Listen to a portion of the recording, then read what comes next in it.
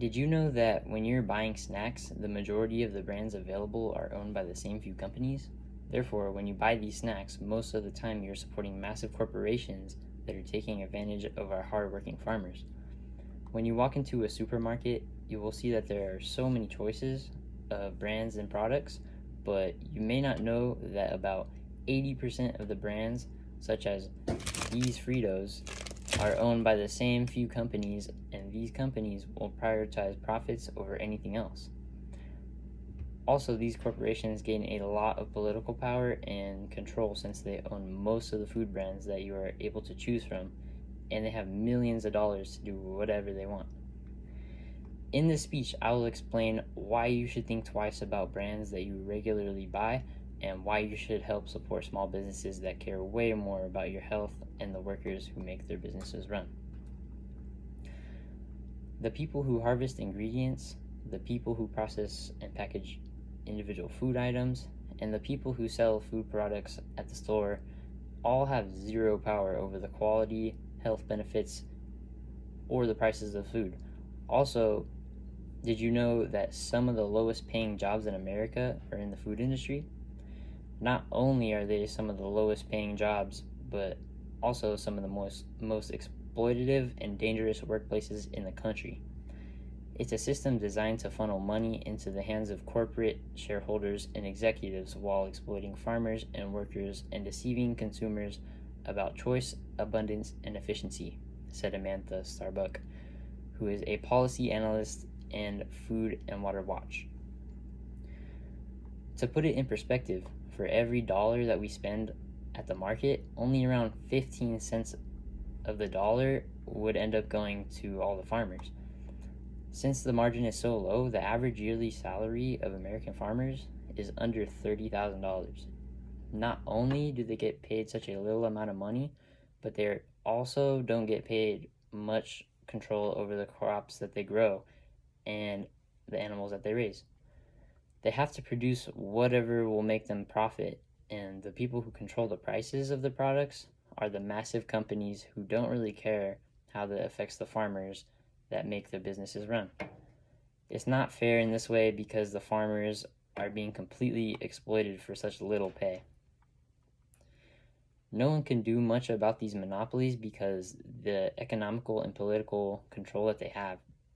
Many of these massive corporations put products before worker safety, consumer rights, and sustainability. They get away with this because of the power they have. They get this power from having so much money to begin with. In fact, the food industry alone has spent over $170 million on political lobbying and contributions during the 2022 elections.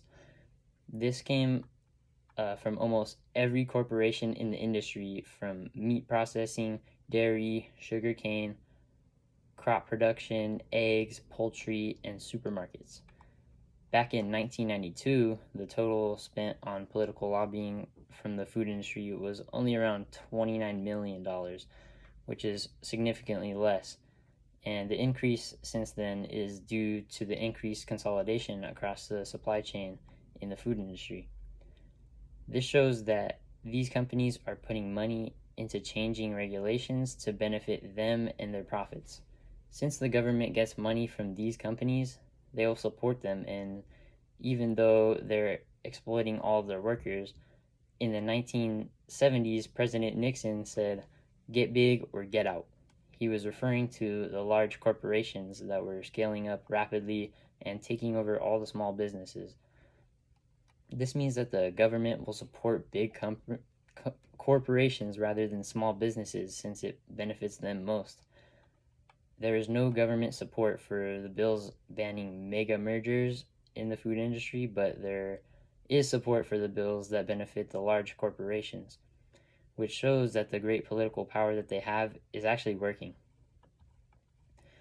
Another monopoly issue in the food industry is the massive supermarkets that are owned by some of these food corporations. Before, in the 1990s, most people bought their groceries from local grocery stores that were all competing for the most customers. Nowadays, there are a few major supermarket companies, including Costco, Kroger, Walmart, who control the majority of the market.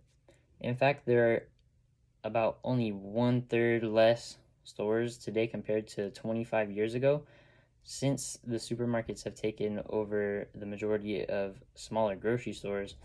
This raises the food prices and also reduces the amount of food options available. These supermarkets also get a lot of the revenue from the government through food stamps. In 2020 alone, around 84% of all food stamps used in America were used in supermarkets, which has added up to around $64 billion in revenue. This means that most of the people who get food stamps would rather get free food from superstores rather than free food from smaller grocery businesses. If these people were to realize that buying only from superstores is funneling money directly to corporate executives and exploiting farmers, then maybe they would change their mind about where they choose to get their groceries from. Not only do these massive corporations not care about their workers, they also don't seem to care about the environment. Around 70% of the world's fresh water is used for farming, which is rapidly becoming more and more industrialized. Agriculture and livestock is responsible for a huge fraction of the world's greenhouse gas emissions, and it is even worse because a lot of farmland used for growing crops and livestock was acquired from deforestation. Currently, all of the livestock in factory farms produce about 855 billion pounds of manure every year, which is close to the amount of human sewage that New York City produces yearly, times 30.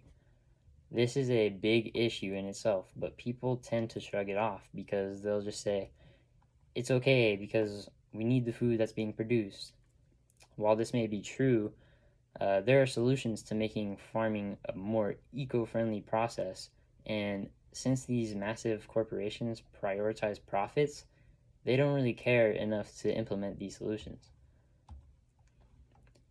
Overall, I think that there's one main issue. The root of the whole problem is the massive greedy corporations that exploit workers and prioritize profits over anything else. They need to be regulated by the government more strictly in order to make any real change. If you think that what these corporations are doing is wrong, then I would say the best way you as an individual could help this cause is to support small businesses instead of constantly buying the same overprocessed foods from the supermarkets. Thank you.